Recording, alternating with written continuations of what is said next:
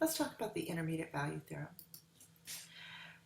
The intermediate value theorem states if f is continuous on a closed interval, so the first thing you have to do is show that it's continuous, and k is any number between fa and f of b, then there exists at least one number c in AB such that f evaluated at c is equal to k. Now this is often used to find roots and zeros of functions. Let's look at what it means pictorially. F is continuous in the closed interval, and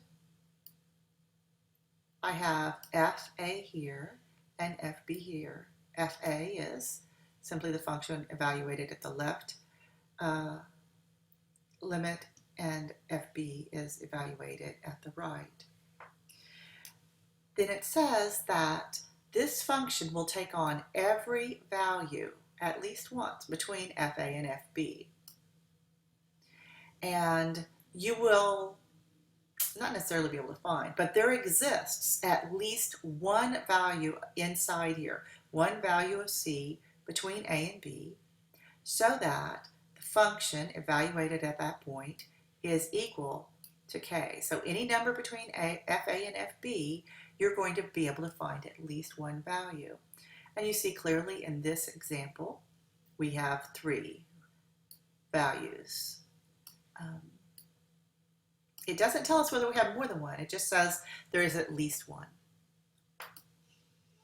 Now, what happens if the function's not continuous?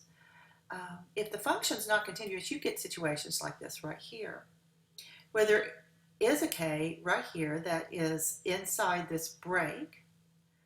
Let's call this C. So that there is no C where the functional value is equal to k, because in this example, my function has a jump discontinuity. Now, how do we use this? We use it mostly to show zeros.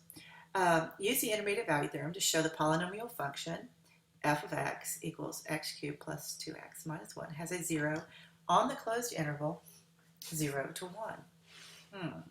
Well, we know f of x is continuous, but you still need to write it down. F of x is continuous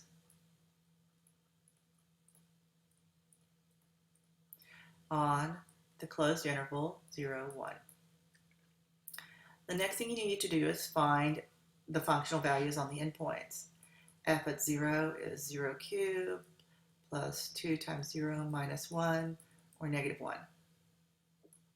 F of 1 is equal to 1 cubed plus 2 minus 1, or 2. So these are my F values, my functional values. Now, they want me to show that there is one point where f of c is equal to 0.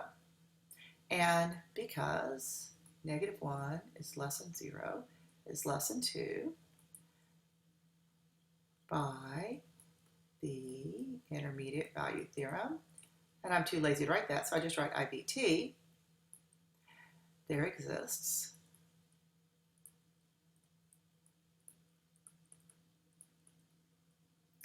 at least one 0 in the interval 0, 1.